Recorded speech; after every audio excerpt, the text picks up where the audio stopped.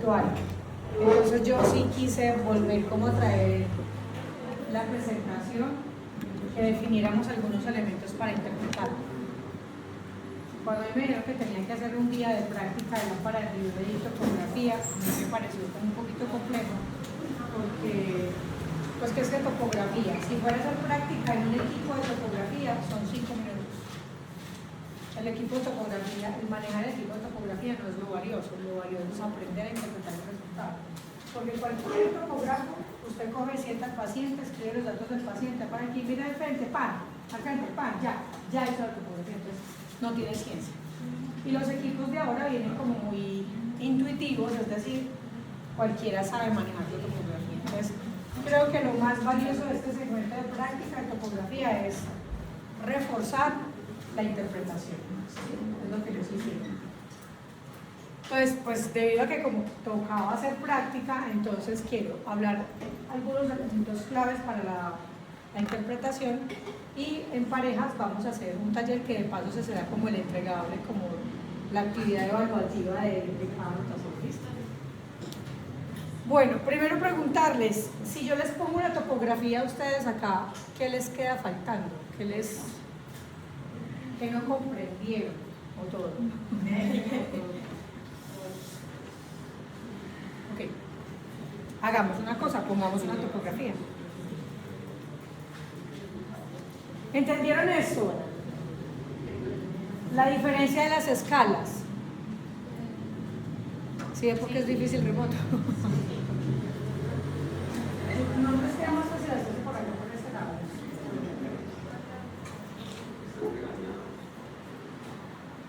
Cuando se habla de escalas absolutas es que siempre 44 va a tener el mismo color y la misma representación en cualquier topografía. Cuando se habla de normalizadas es que el computador elige sobre esa curvatura cuál es el mínimo, le pone azul y cuál es el máximo y le pone rojo y reorganiza las escalas de colores. Entonces perfectamente en una córnea muy plana, donde 37 es lo mínimo y 43 es lo máximo, 43 quedaría en rojo, ¿cierto? Y personalizada es que algunos oftalmólogos, cuando tienen esa posibilidad de tener topógrafo en su consultorio, ellos eligen qué escalas de color asignarle, porque tienen algunos intereses, ¿cierto? Algunos son orneólogos y hacen énfasis en cirugía recreativa y ese tipo de cosas. Entonces, para esos casos ellos la personalizan, pero realmente creo que es la que menos se usa. ¿Cuál es la que más se usa? La absoluta.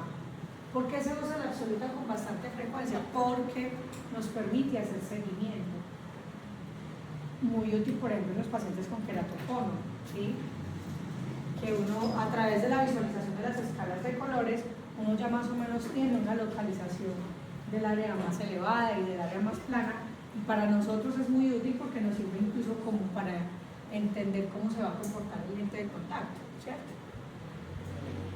Y las normalizadas es porque a veces a mí me llega un paciente y yo le hago queratometría en el consultorio y me mide la queratometría 48 dioptrías, yo inmediatamente pienso que es una córnea muy curva y ya pienso en patología, y mentiras que es un paciente con un ojo pequeño y una córnea muy curva, pero no tiene patrones normales, una córnea normal.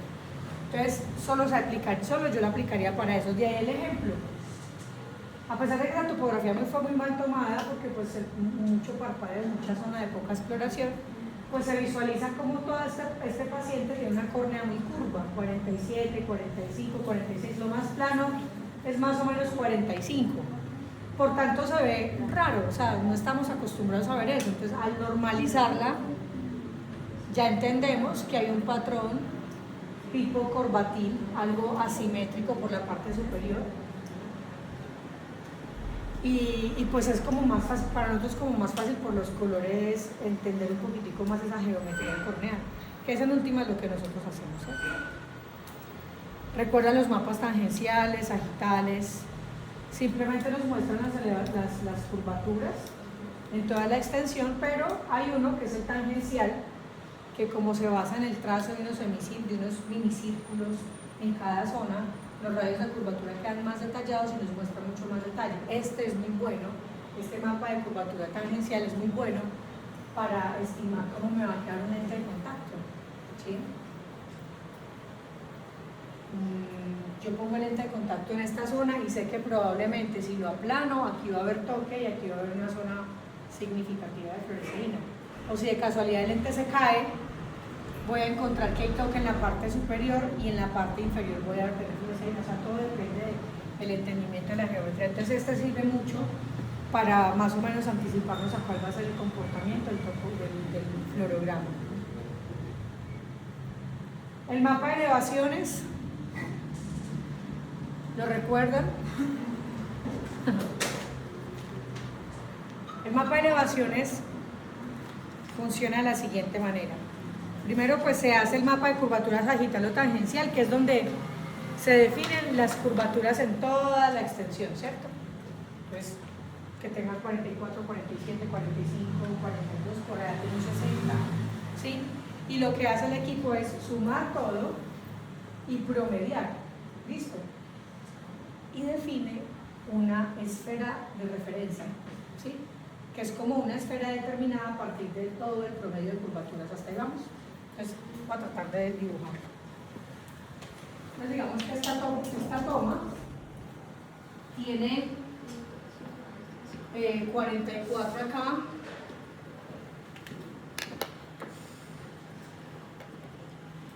...44, 42, 41, 41, 38, aquí tiene 45, 40, por acá hay un 40, por acá hay un 50 y por acá hay un 100, ¿sí? Más o menos así, entonces le saca todos los mapas. ¿Qué hace para poder determinar estos mapas de elevación? Suma todas esas curvas, saca un promedio y define qué está por encima y por debajo. Entonces voy a hacerlo como si fuera perfil. Digamos que esta es esta zona, ¿cierto? Entonces estaba 40, 45, 44, 50 y 100, ¿cierto? Y por acá está en 40. ¿Sí? ¿Qué hizo el equipo? Entonces sumó todo eso, sacó promedio. Si hace eso, el promedio da, por ejemplo, 48. ¿Sí? Entonces, si el promedio da 48, lo que hace es poner la esfera de referencia. ¿Sí? Es un ejemplo, ¿cierto? Y entonces va a determinar cuáles puntos de ese segmento están por encima o por debajo de esa esfera de referencia y lo va a graficar en micras. Entonces todo lo que sea más, con signo más, va a estar por encima de la esfera de referencia. Es lo que determinamos elevado. Y lo que está en menos es lo que está por debajo de esa esfera de referencia y es lo que está deprimido. ¿A qué dato le vamos a prestar atención? Al que está por encima, al que está marcando elevación, ¿cierto? Entonces, les decía yo, estas escalas nos ayudan bastante porque yo no me tengo que tener como tan presente los valores de normalidad, si de casualidad se me olvida, sé que cuando supera 15 micras por encima del mapa de elevación, del mapa de referencia, es un dato al que yo le voy a poner cuidado. En esa zona algo está pasando. Entonces, por ejemplo, digamos acá estaría por encima 60, más 60. ¿Listo? Entonces, es un dato que ya me está diciendo que hay una elevación significativa, ¿sí? Entonces, cada vez que usted ve los mapas de elevación, todo dato que esté arriba de 15, ¿sí? Es un dato que usted va a decir, en esa zona me voy a ubicar. ¿Cuál es el paso siguiente?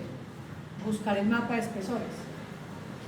En el mapa de espesores van a buscar si esa zona que está más elevada es la zona más delgada.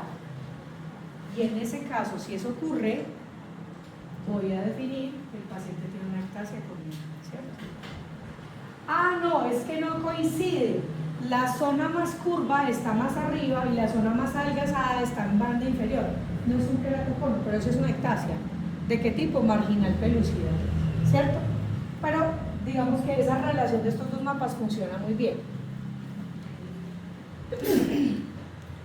Ojalá todos tuviéramos la posibilidad de cuando indicáramos topografías, indicar la esfera de referencia que van a definir. Porque, por ejemplo, hay córneas muy tóricas sin haber ectasia, ¿sí? Y ustedes han encontrado pacientes con astigmatismo de 4, de 5 dioptrías, pero no tienen ectasia, simplemente tienen un astigmatismo alto. Entonces, ¿qué sería lo ideal? Que usted en su remisión escribiera que a ese paciente no le van a sacar la esfera de referencia mejorada, sino la elipsoide tórica, ¿sí? ¿Por qué? Porque es mucho más fácil no definir una esfera para un astigmatismo muy alto, que probablemente en algunas zonas les va a mostrar más elevaciones que no son patológicas. ¿Sí me estoy haciendo entender? Entonces, ojalá ustedes llegaran a ese nivel de ser tan buenos que cuando envíen una topografía, si se presenta un astigmatismo, que dentro de otras ustedes lo ven regular, porque también lo sabrían hacer incluso con refracción. Usted hace refracción y ve que la sombra es bien definida con, y en el otro meridiano es muy definida contra, pero no ve que la sombra se abra, no ve gotas de nada. Usted ya espera que tiene un astigmatismo regular, así sea alto, ¿sí? Usted quiere descartar una ectasia porque a veces puede pasar, pero considerar que esa curvatura es muy tórica. ¿Listo?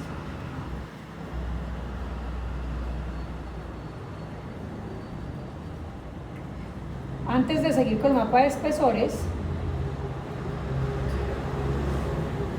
yo no sé ya, me gustaría que viéramos el mapa de Belín Ambrosio, porque el mapa de Belín Ambrosio es un mapa que se extrae o que se determina también a partir del mapa de elevaciones. El mapa de Belín Ambrosio, Belín, no Berlín, sino Belín Ambrosio, determina si hay una ectasia y si su procedencia fue en la cara posterior o en la cara anterior. Acuérdense que tenemos mapa de elevación anterior y posterior, y les voy a pedir un favor. Como estamos en lentes de contacto y estamos en la rotación, el topógrafo de acá es algo diferente a este, pero también tiene mapa de elevación anterior y posterior. Pídanlo, exíjanlo, porque estoy viendo que ustedes, hay profecía, a mi paciente aquí le hicieron la topografía y me muestran una fotico con un mapa de curvatura sagital, pues va a pasar una cosa de tontería, muy tonto.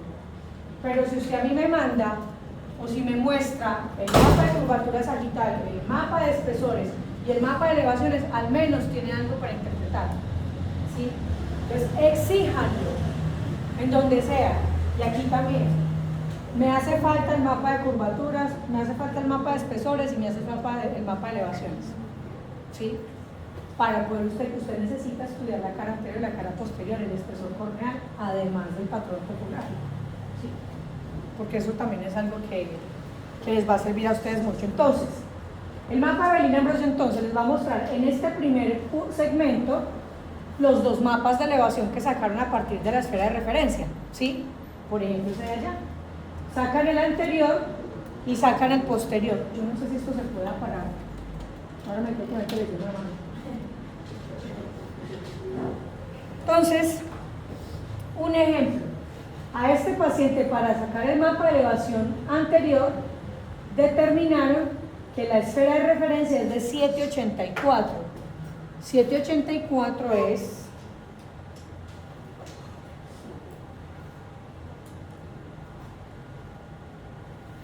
de 43 dioptrías. ¿Listo? O sea, lo que hizo fue determinar que la esfera de referencia iba a ser de 43 y sobre esa replantea y pone nuevamente el mapa de curvaturas. ¿Listo? Y aquí para el mapa de posterior. Luego dice, ok, es que este mapa tiene unas zonas que me está mostrando que son las zonas de más elevación. Vamos a sacar los 4 milímetros alrededor de esa zona, es decir, usted es el grupito, el convito que me hace recocha, hágame el favor y se van, y vuelvo y replanteo la evaluación. ¿Sí? ¿Lo viste? Entonces acá, acá determinan que por esta zona, dentro de 4 milímetros, es la zona con mayor elevación. ¿Qué hace el equipo? No los incluye dentro del promedio. Replantea una esfera de referencia, por eso a esa la saca esfera de referencia mejorada, se llama Best Fit Sphere. Esfera de referencia mejorada, es decir, replantea la esfera, sacando esos datos extrapolados que nos alteraron el promedio.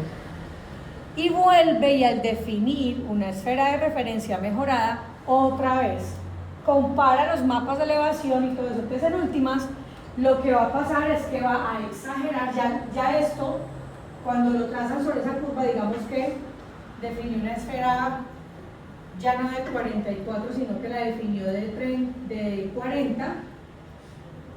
Este dato que está sobre 100, entonces lo va a marcar mucho más. Va a decir que está muchísimo más elevado, o sea, va a hacer notar mucho más la elevación. Pero nos va a hacer notar mucho más la elevación, no solo en cara anterior, sino en cara posterior.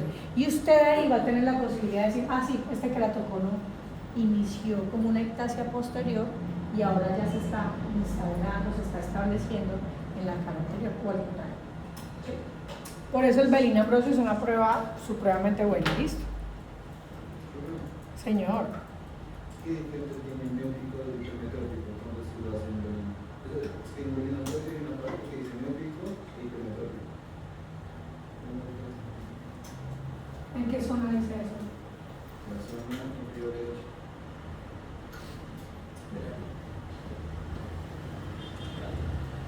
Lo que pasa es que ustedes saben que, por ejemplo, cuando ustedes vieron refracción con el profe Héctor, óptica con el profe Héctor y refracción con el profe Pablo y la doctora Ana María, saben que a partir de las curvaturas corneales se podría estimar si el paciente es miope o hipermétrope, ¿cierto? Tendría que ver con eso.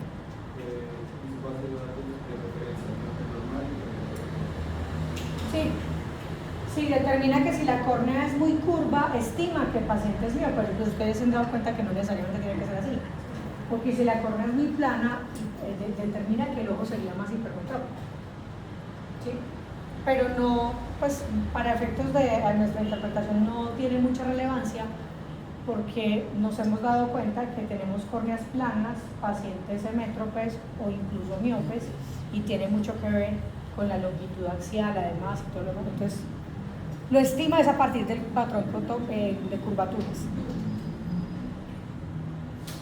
Este es otro mapa que también es muy importante, que es el mapa de espesores. Les decía yo, lo ideal es encontrar como esta isla, ¿no? Que es más delgado en centro y se va engrosando hacia la periferia. Aquí es al contrario, ¿no? Se ve más grueso en azul y más delgado en amarillo, ¿sí? A veces no se ve tan perfecto, sino que se ve un poquito desplazado. ¿Por qué? Porque a veces nuestra ápice corneal no está centrado al eje visual. A veces está levemente desplazado. Ustedes se dan cuenta de eso con una capa, ¿sí? Entonces puede ser que esté levemente desplazado, pero que siempre se conserve ese patrón de isla. Más delgado y se va engrosando hacia la periferia. ¿Qué van a mirar en el mapa de elevaciones? Sobre los 4 milímetros centrales, que son los que coinciden con el eje visual, van a mirar la diferencia en espesores entre la zona superior y la zona inferior, ¿sí? Y no debe ser superior a 30 micras. En una zona de 4 milímetros que haya una diferencia superior a 30 micras implica que probablemente hay una zona que está muy adelgazada y que podría estarles marcando una ectasia corneal, ¿sí? Eso es lo que van a mirar, pero además de eso se van a fijar en la localización de la zona más delgada. Ayer que intenté interpretación topográfica con un estudiante que no está acá, de octavo, yo le decía, pero ¿por qué usted pone paquimetría al centro y paquimetría más delgada? Me interesa saber el centro, que se supone que es el ápice corneal, qué espesor tiene y cuál es la porción más delgada que declara el topógrafo, ¿sí? Si hay mucha diferencia entre ellas dos, también puedo encontrar que puedo empezar a sospechar o a estimar una ectasia corneal. Pero además de eso, el desplazamiento, ustedes saben que anatómicamente las ectasias corneales tienden a desplazarse, ¿sí? Poquitas ustedes van a encontrar centradas en él. Entonces van a buscar dónde está la porción más delgada en esas coordenadas. Acuérdense que yo les había dicho, hagan de cuenta que el equipo lo que hace es trazar una línea en un eje Y y en un eje X. Lo que esté hacia abajo lo va a declarar en signo negativo. Entre más alto sea el valor, más inferior está, ¿sí? En ese sentido, si supera los 0.50 micras en desplazamiento inferior, ya también lo puedo considerar como un elemento indicador de ectasia. ¿Sí me estás entendiendo? Entonces, el ideal sería que esta zona más delgada se encuentre en el ápice corneal, pero si está muy desplazada, como ejemplo en este caso, en el eje Y, que es el vertical, está en menos 2,33, es decir, está muy abajo, tanto que está superando incluso el valor de ya determinante de patología. Ustedes ya pueden empezar también a hacer chulito para diagnóstico de queratoconio. ¿Listo? Igual ahí uno se podría comparar con el de elevación.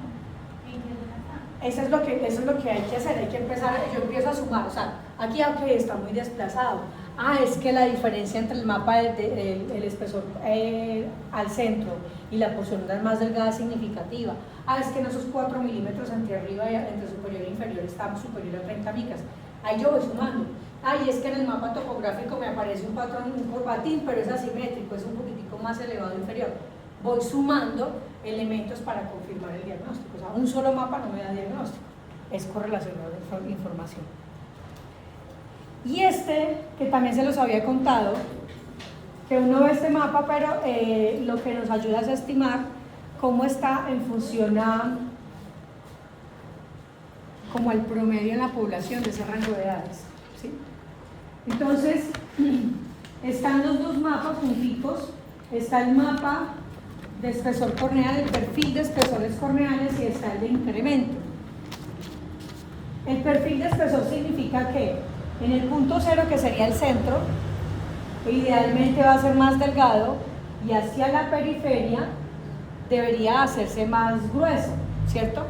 Pero no es que, no importa, sí, es más delgado al centro, más grueso en la periferia, ok, sino que el incremento debe ser no superior al 40%, ¿sí? Si supera el 40% significa que el centro está muy delgado en comparación con la periferia y eso nos está hablando de algo. Algunos decían, por ejemplo, cirugía refractiva, ¿sí? Un paciente que le adelgazan el centro en miopía y en topografía aparece muy delgado el centro y demasiado grueso en la periferia, pasando el 40% del incremento, no necesariamente es queratoconio, puede ser una cirugía refractiva. ¿Qué voy a hacer yo? Correlacionar con el resto de mapas, ¿sí? Entonces, ¿cuál es el ideal? Que si el rojo, que corresponde a los datos del paciente, inician sobre esta banda de la mitad, que es la desviación estándar, es la línea media, ¿sí? Debería conservarse paralelo a esa línea hasta el final. Ahí entonces yo asumo que la progresión y el comportamiento de esa córnea es un comportamiento normal, ¿sí? Cuando, digamos, empieza acá, pero cambia y se posiciona sobre la línea, por ejemplo, superior o inferior, ya tengo que empezar a analizar qué ocurrió aquí. Empezó delgada y terminó delgada en el sentido de que sí, es 600 micras, cercano a 500, pero debería ser mayor el espesor hacia la periferia. Quiere decir que la córnea en todas sus tensiones delgadas será una cirugía refractiva para un hipermetrópoli, ¿sí? Por ejemplo. ¿O será que ese paciente tiene una degeneración marginal pelúcida donde el adelgazamiento es muy periférico y por eso me está buscando un adelgazamiento mayor en la periferia que en el centro? Ese sería el análisis. En este otro caso,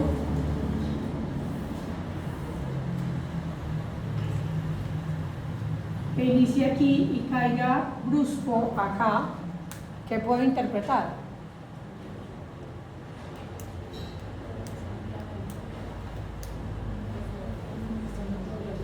Que al centro inicia con 500 micras y en los 8 milímetros termina con más de 900 micras. Quiere decir que el cambio es muy brusco y seguramente este mapa también va a mostrar un porcentaje mucho más alto. ¿Qué significa eso? Probablemente un queratoconio cuyo adelgazamiento está en los 4 milímetros centrales, significativo con respecto a la diferencia. O la cirugía refractiva también puede ser, ¿cierto? Entonces, estos mapas son como de analizar, ¿listo? Y en este ocurre lo mismo, pero recuerden que esa línea del paciente jamás debe superar el 40% del espesor, ¿cierto? Entonces, si usted conoce su valor topográfico paquimétrico al centro, multiplíquelo por 40% y súmele ese valor, y eso debería ser el espesor mayor que usted debería tener en la periferia, por lo menos en los 10 milímetros periféricos. ¿Listo?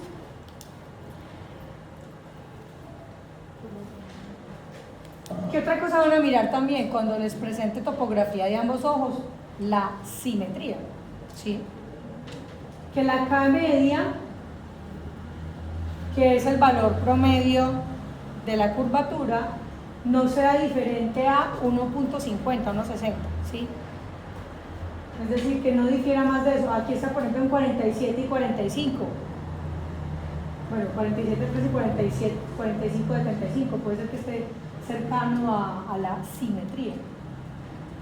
En posterior casi no nos fijamos, pero aquí en paquimetría, por ejemplo, que la porción más fina no difiera en un ojo con respecto al otro en más de 15 micras. Y igual en las mapas de elevaciones anteriores, que la diferencia entre ambos ojos, el punto de mayor elevación, no supere las 8 micras, y en el posterior es un poquitico más tolerable, de 32 micras en diferencia de ambos ojos.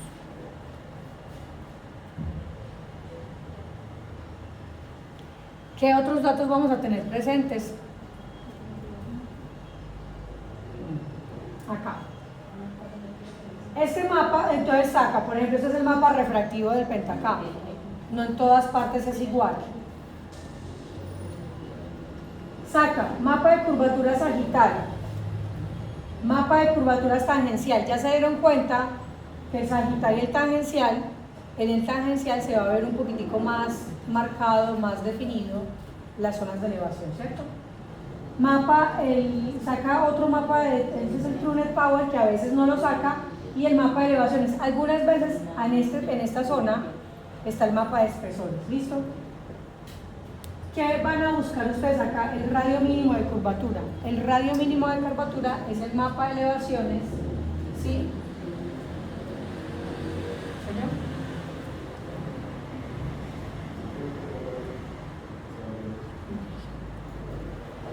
Van a buscar el radio mínimo de curvatura, y en el radio mínimo de curvatura se supone que ahí van a expresar el valor más chiquitico, es decir, la zona más curva, ¿cierto? Entonces, van a mirar de cuánto es. No debería ser inferior a 7.9. Es decir, 7.9 es el radio mínimo de curvatura tolerado.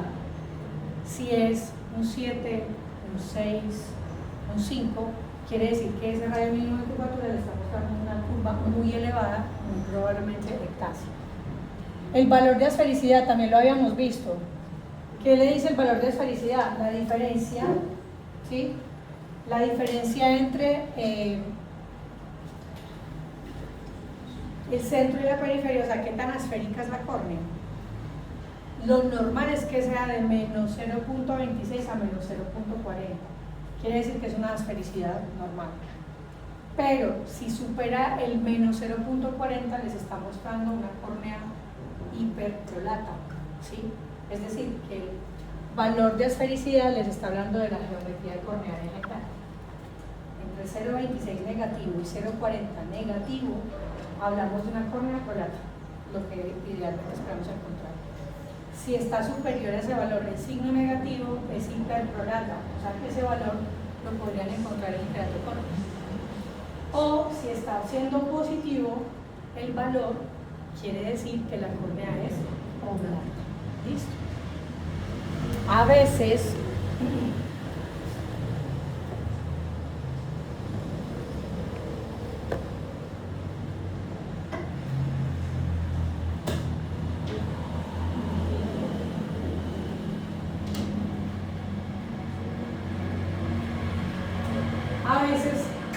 por ejemplo, en las córneas que tienen una ectasia muy descendida, ¿sí?, puede mostrarse como una córnea oblata.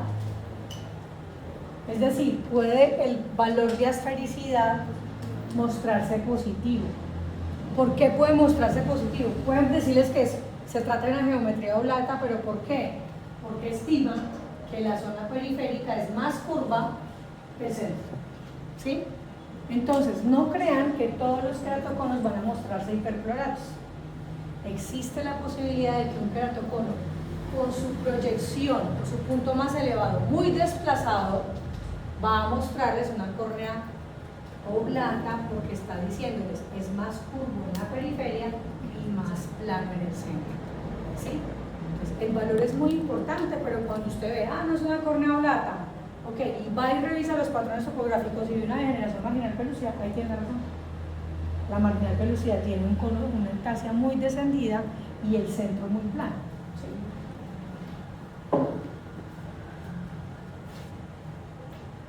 Van a buscar la porción más delgada y en la porción más delgada del plano van a buscar las coordenadas. Ya saben que siempre van a buscar sobre el eje Y, que es el vertical, para ver el desplazamiento inferior. Es decir, que si supera más de 0.50 micras hacia abajo en el eje Y, ya está sospechoso de una ectasia.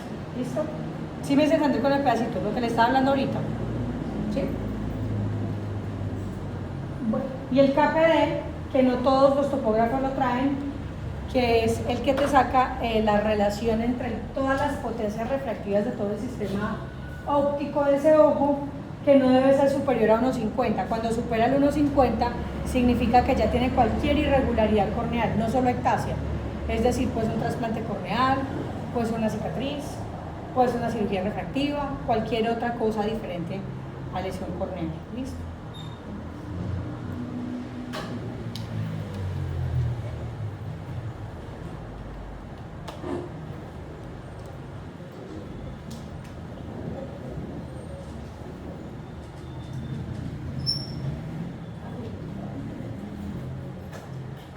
Bueno, chicos, no todos los topógrafos tienen este mapa. Si lo tienen, pues aprovechen, pero no todos lo arrojan. Y es como que condensa la información, le muestra, esto es selección, es decir, uno puede decir, aquí yo quiero que me muestre el mapa de curvaturas tangencial, el mapa de espesores y el mapa de elevación anterior. Algunos otros piden mapa de curvatura, el mapa de espesor y elevación posterior, es decir, esto se puede elegir. Lo que me interesa de este mapa son estos valores, que entre otras, para mí siempre ha sido muy difícil tener muy presentes esos rasgos porque no me les sé el nombre al novio. Ahora para aprenderse todos esos valores es muy difícil, pero que es muy chévere este tipo de topografía. Ahí se los dejo, incluso ahorita yo les quedé compartir unos mapas, unos valores y nunca se los mandé, ¿cierto? Ahorita me acuerdan, porque tengo unas tablas en donde está cada índice con los rangos de normalidad. Por si algún día les llega, pues ahí están, les queda más fácil. No obstante, el equipo de plano se los proyecta y se los pone en escala de colores. O sea, que si está en verde, perdón, que si está en blanco es normal, que si está amarillo es sospechoso y que si está en rojo está alterado. ¿Sí? Pues no quisiera que fuéramos tan verdes, pero es que de verdad son tantos datos que a veces se hace muy difícil. Y todos estos hablan sobre, básicamente el queratocono, este es más que todo para queratocono sobre los 8 milímetros, pero me gusta mucho que acá, en el TKC, ya les clasifica el queratocono en función a la escala de clasificación de Amsler-Krummeck, ¿sí? Que les decía, Amsler-Krummeck define que el queratocono está en función a los valores corneales. Por ejemplo, determina el astigmatismo o la miopía y la lectura corneal, incluso la paquimetría. Entonces, a partir de esos datos que determina el Amsler-Krummeck, por ejemplo, que el grado 3 se supone, uno espera que el paciente sea miope, que tenga un astigmatismo y que esos valores estén entre 8 y 10 dioptrías, que tenga una lectura corneal promedio superior a 53 dioptrías, que no tenga cicatrices y que su espesor corneal esté entre 300 y 400 micras. Por eso es que el topógrafo elige esta clasificación como una de las ideales, porque tiene datos de queratometría, de curvatura o la porción más elevada y la paquimetría, ¿sí? Entonces es chévere porque a ustedes el mapa les saca acá qué grado de queratocono tiene. A veces no logra estimar si es queratocono o si es o le ponen anormal. Cuando le pone anormal es usted quien tiene que hacer el diagnóstico, porque a veces no es que haya queratocono, pero sí hay alguna irregularidad. Por ejemplo, un leucoma corneal en el caso de un traumatismo, ¿sí? A veces le saca acá cirugía refractiva, le saca varias cosas acá, ahorita vamos a ver en varios mapas, ¿listo? Bueno, y esto que me parece que es muy importante para poder hacer la descripción topográfica. Entonces ustedes en el mapa de curvatura sagital o tangencial van a decir si tiene forma simétrica, entonces redondo central, oval o corbatín simétrico, que serían los patrones normales, pero ya alteraciones sospechosas como por ejemplo encurvamiento superior o encurvamiento inferior, o corbatín asimétrico con elevación anterior o a la vez elevación superior o elevación inferior, ¿sí? O los que tienen corbatín oblicuos o corbatines oblicuos y asimétricos. Y estos que son los patrones más irregulares, por ejemplo este que uno dice patrón irregular, o las tenazas de cangrejo, o lo que dicen algunas veces como los pajaritos besándose, o o las alas de mariposa. Ustedes verán, el más frecuente o la forma como más fácil se describe es en tenaza y mariposa. Entonces esto es como para que cuando ustedes describan la topografía digan de qué se trata el patrón y a partir de eso describan los datos. Lo que les estoy diciendo es que a ustedes en la realidad les llega un paciente: doctora, vengo porque me la mandaron, pues usted es la mejor en poner lentes de contacto. Trae topografía, claro, me presenta la topografía y yo debo en mi historia clínica describir la topografía, porque el paciente no vuelve, o si vuelve botó la topografía ya, o porque el paciente me demandó y yo voy a decir es que él venía con esa topografía en estas características, ¿sí? Es decir, debo reportarlo en la historia clínica. Para eso les estoy explicando todo eso, no solo para que ustedes hagan los hallazgos y diagnostiquen, sino para que describan las características más relevantes en la topografía. Todos los datos son muy importantes, porque yo no puedo escribir todo eso en la historia clínica. ¿Qué vamos a escribir? Entonces, paciente asiste a consulta con resultados de topografía realizadas en tal fecha. ¿Por qué la fecha es importante? Porque a veces algunos pacientes con queratocono vienen con 5 topografías. Si usted necesita describir una que se hizo hace 3 años, otra que se hizo hace 2 años y la que se hizo hoy, vale la pena conocer cuál es la progresión o las variaciones que ha tenido, ¿cierto? Entonces, ponga las fechas. Lo primero que van a escribir es el patrón topográfico. Entonces se evidencia un mapa de curvatura sagital con un patrón en corbatín simétrico. Aquí en este caso, por ejemplo, es un astigmatismo con la regla, pero puede encontrar corbatín simétrico en un astigmatismo con la regla. ¿Listo? Después de eso, queratometrías. Ahí está el valor, la cama es plana, la cama es curva y el eje. Astigmatismo corneal, ¿de cuánto es? Valor de esfericidad, ¿de cuánto es? ¿Sí? Porción más delgada, espesor corneal al centro, la espesor más delgado y en qué coordenada está sobre el eje Y. ¿Sí? En el mapa de espesores pues van a hacer como ese análisis ahí, si el más delgado está desplazado inferior, si se perdió el patrón como de isla que tiene la keratometría. ¿Qué más van a describir? El mapa de elevaciones. Mapa de elevaciones anterior, más elevado en 30 micras, en la zona por dentro de los 4 anillos, de los 4 milímetros, de los 6 milímetros, etc. Y van a hablar de la ortogonalidad, si se conserva la ortogonalidad o no. Lo de los anillos es esto. Listo. Voy a hacer uno.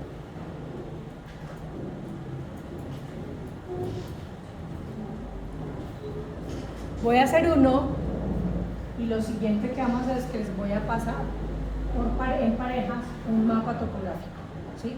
De un paciente. Les pido por favor prudencia porque si conocen el paciente.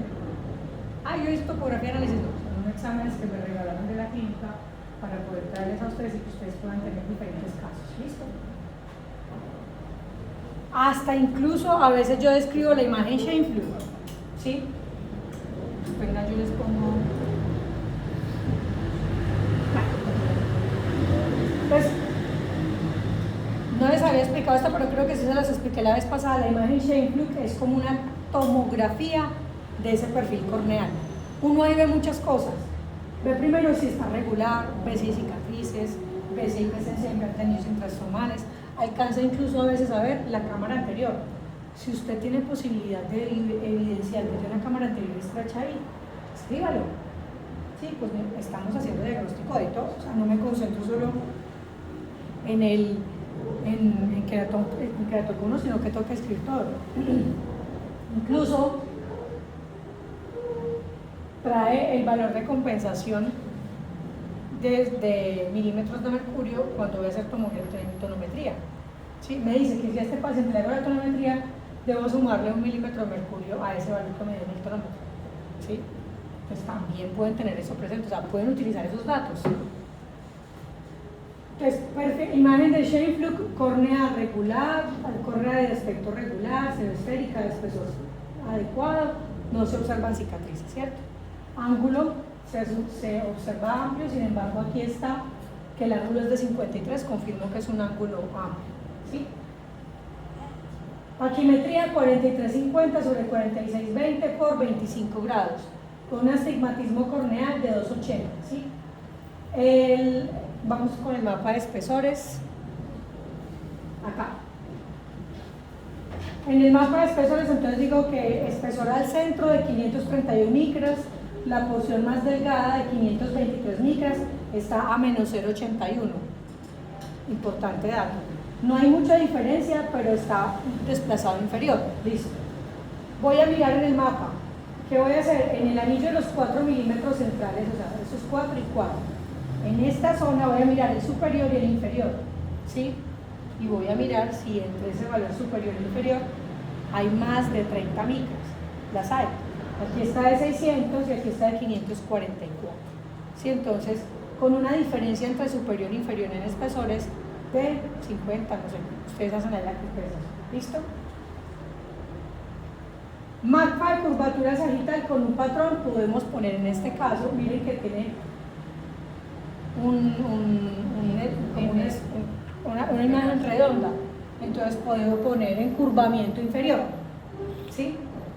Ahí con eso estoy diciendo que tengo una esfera, una zona muy redonda, muy roja, inferiormente. Puedo decir encurvamiento inferior nasal, puedo ser más detallado, ¿listo? Ok, y aquí ustedes mismos van a ver los anillos, el anillo de los 4 milímetros, de los 6 milímetros, de los 8 milímetros, de los 10 milímetros, y van a mirar si hay pérdida de la ortogonalidad, es decir, si la diferencia entre el anillo que se encuentra en los 4 milímetros, que se supone que corresponde con el eje visual, está superior a 30 grados o está diferente a 30 grados con respecto al siguiente y al siguiente. Si hay diferencias superiores a 30 grados, quiere decir que ya se ha perdido la ortogonalidad. ¿Listo? Mapa de elevaciones anterior. Voy a buscar la zona más elevada. La zona más elevada, curiosamente, dice que es de más 12, más 14, no veo más. El más elevado, no veo más. Entonces más 14. Y en la posterior, más 23. Es decir, que ya con este dato yo digo este queratocono inició en cara posterior. Igual ahorita lo miramos en el Bellin Ambrosio. Ya analizamos paquimetría, índices todos alterados y me declara que tiene un queratocono grado 1. A mí me cuesta trabajo entender que es grado 1 por ese encurvamiento tan marcado. Pero en todo caso me está diciendo que tiene un queratocono grado 1. ¿Listo? En el mapa, en el perfil, se encuentra algo paralelo, aunque ya se está rompiendo ese paralelismo en el inferior. Y aquí me dice que ya se está incrementando el espesor por el 40%, ya estamos confirmando, ya estamos, digamos, en esa confirmación de queratocono. ¿Qué más habría que analizar? Hablamos de paquimetría, hablamos de curvatura, hablamos, el radio de curvatura máximo, que se aparece acá. Perdón, radio de curvatura mínimo, o sea, la curva más elevada. Acuérdense que con el radio mínimo de curvatura es la queratometría más elevada, ¿sí? Radio mínimo de curvatura es de 687, que eso es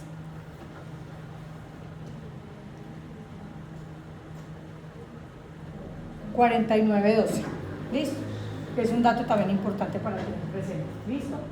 Y otra cosa que también les sirve mucho es En esos 4 o 6 milímetros, en ese anillo de 4 o 6 milímetros, la diferencia entre 43 y 48, es decir, hay 5 dioptrías entre la curvatura superior y la curvatura inferior. Voy a mirar si hay un mapa de curvatura tangencial por ahí que me hayan puesto. A veces no lo ponen, aquí no lo pusieron. Pero con el mapa de curvatura sagital podría intentarlo. Si yo fuera a poner un lente de contacto en esta zona, en este paciente, tengo que pensar en varias cosas. No es lo mismo una córnea así, una córnea así,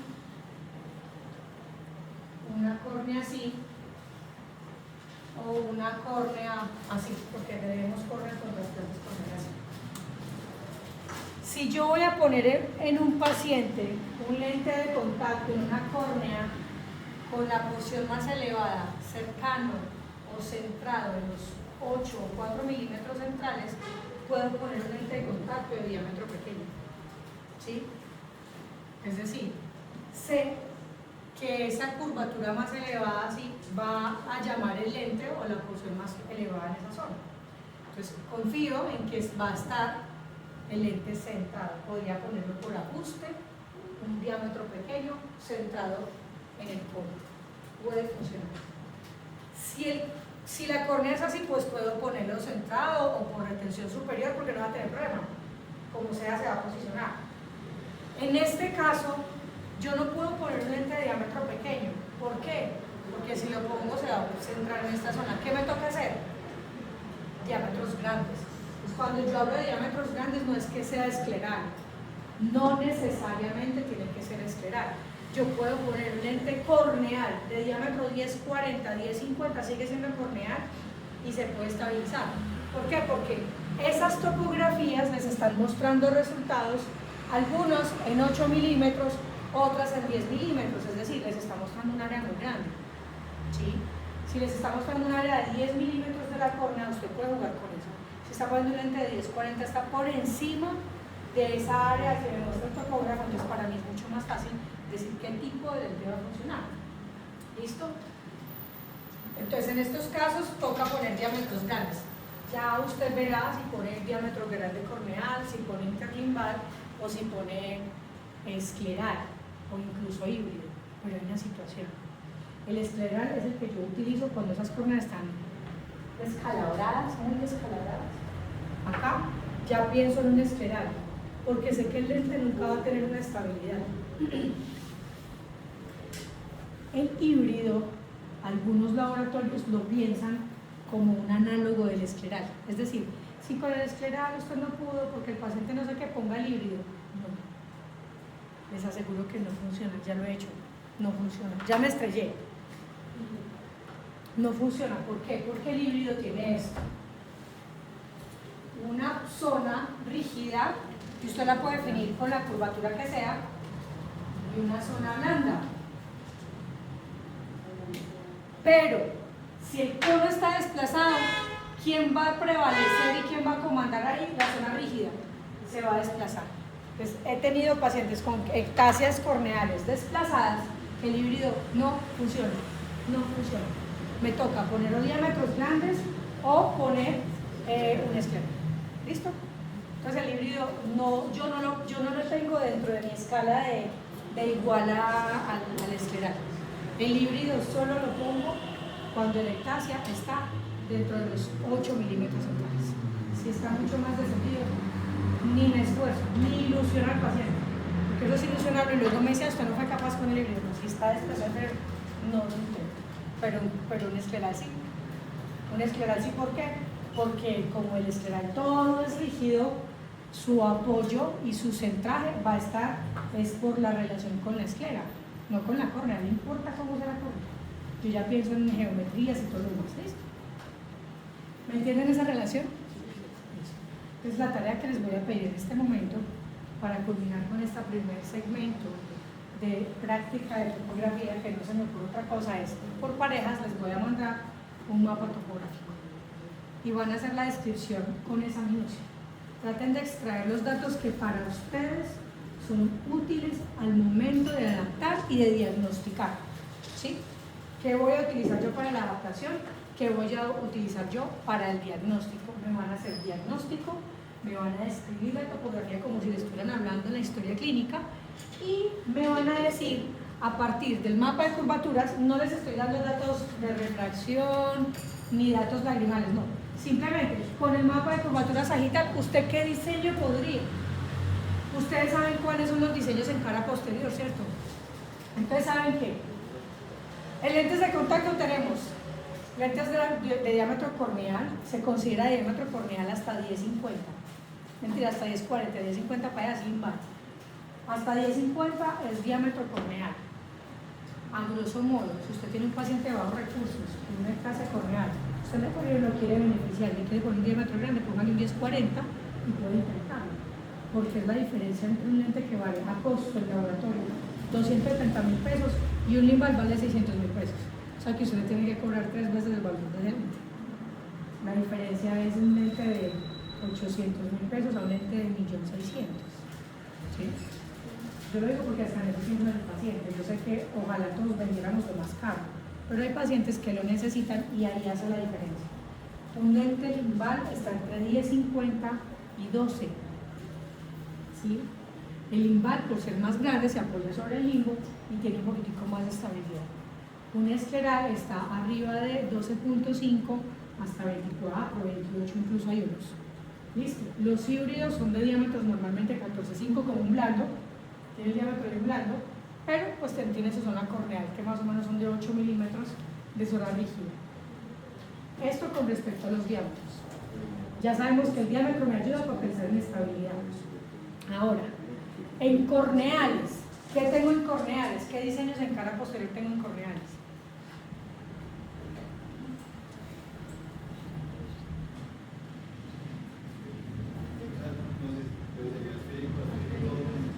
Eso.